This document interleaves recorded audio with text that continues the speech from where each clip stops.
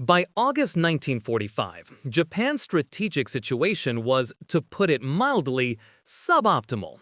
Their navy was a collection of recreational reefs at the bottom of the Pacific. Their air force was mostly famous for one-way trips. American B-29s were redecorating Japanese cities in a style best described as post-industrial rubble. Any sane observer would conclude the war was over. But Japan was run by the Supreme Council for the Direction of the War, a group of 6 men who apparently missed the memo. Their official policy was Ketsugo, or decisive battle. The plan was to arm the entire population, including women and children, with sharpened bamboo spears to meet the American invasion. Because if you can't win a conventional war with battleships and planes, you can definitely win it with pointy sticks and righteous fury. It's just basic math. This Supreme Council, the Big Six, was a masterclass in deadlock. You had Prime Minister Kantaro Suzuki, an aging admiral who survived an assassination attempt in 1936 and mostly wanted everyone to just calm down. You had Foreign Minister Shigenori Tog, the lone voice whispering that maybe, just maybe, fighting to the last civilian wasn't a winning strategy. And then you had the military contingent, led by War Minister Korechika Anami. These guys were adamant. Surrender was unthinkable. They had conditions, 4 to be exact: preservation of the emperor, self-disarmament, handling their own war criminals, and no occupation. The Allies had offered one condition: unconditional surrender. It was a classic negotiation where one side wants everything and the other side is currently dropping experimental nuclear weapons on you. An impasse, you might say.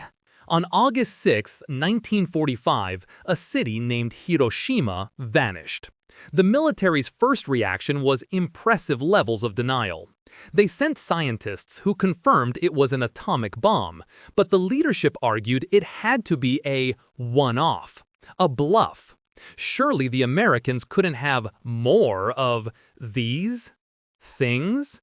Then, on August 9th, the Soviet Union, who Japan had been naively trying to broker a peace deal through, declared war and flooded into Manchuria, crushing the Kwantung Army.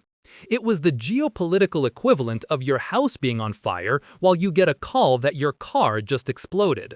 On that very same day, as if on cue for maximum dramatic effect, the second atomic bomb was dropped on Nagasaki. The one-off theory was officially retired. The pointy sticks plan was beginning to show some strategic flaws. With the country literally disintegrating, the Big Six met again on the night of August 9th in an underground bunker at the Imperial Palace, and they were still deadlocked. 3 for surrender with one condition: protecting the emperor. 3 for surrender with their original 4 fantasy conditions. They argued for hours while the world burned outside.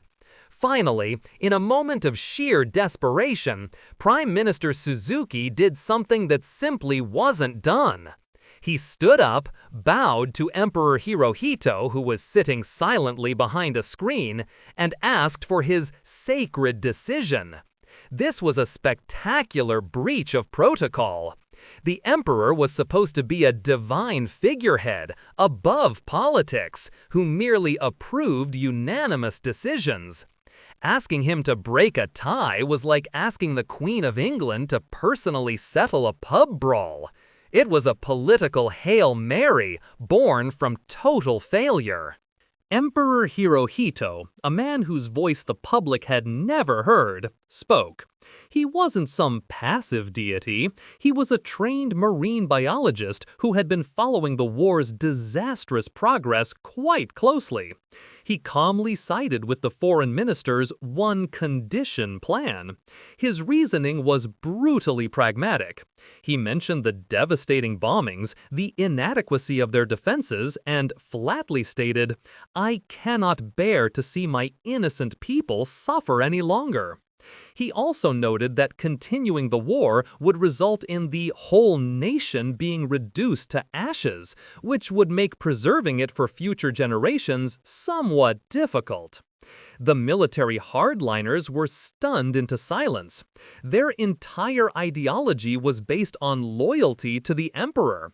Now the emperor himself was telling them to stop.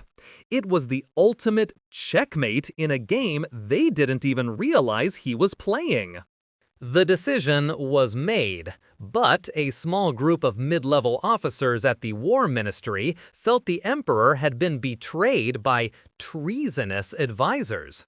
Led by Major Kenji Hatanaka, they decided the only logical course of action was to overthrow the government, seize the imperial palace, and prevent the surrender broadcast from ever reaching the public. Their plan, hatched over a few frantic hours on August 14th, was a masterpiece of wishful thinking. Step 1. Forge an order from the Imperial Guard's division commander. Step 2. Use said order to take over the palace. Step 3. Find the phonograph records of the emperor's speech, which were hidden somewhere in the sprawling palace grounds. Step 4. Profit? They somehow convinced the commander of the Imperial Guard to join them, or at least they shot him when he refused.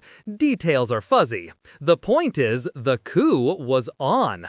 So now you have a bunch of rogue soldiers running around the emperor's home in the middle of the night. They cut the phone lines, disarmed the palace police, and began a frantic search for 2 small lacquer boxes containing the master recordings.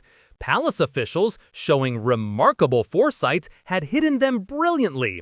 One set of recordings was tucked into a small office safe. The other was hidden in a pile of official papers in a room used by the Empress's chamberlains. Hatanaka's men, fueled by patriotism and a complete lack of a floor plan, tore the place apart.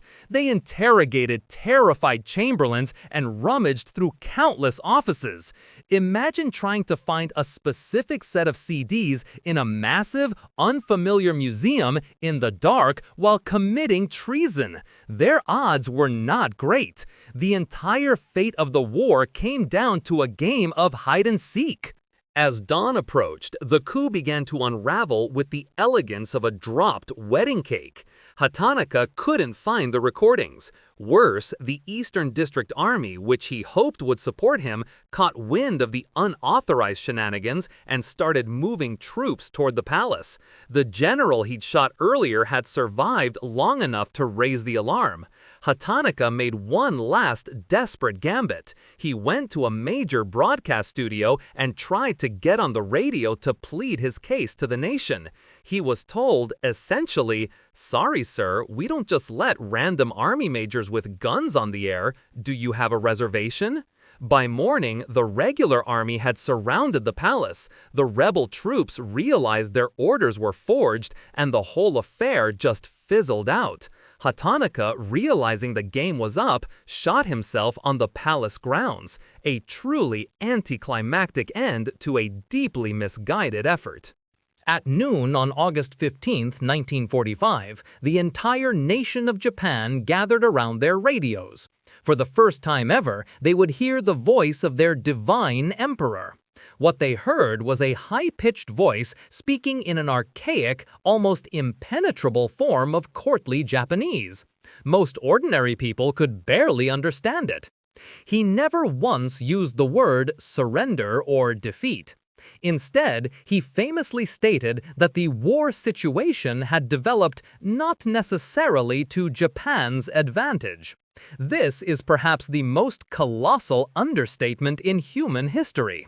He spoke of enduring the unendurable and suffering what is insufferable to pave the way for a grand peace for all the generations to come.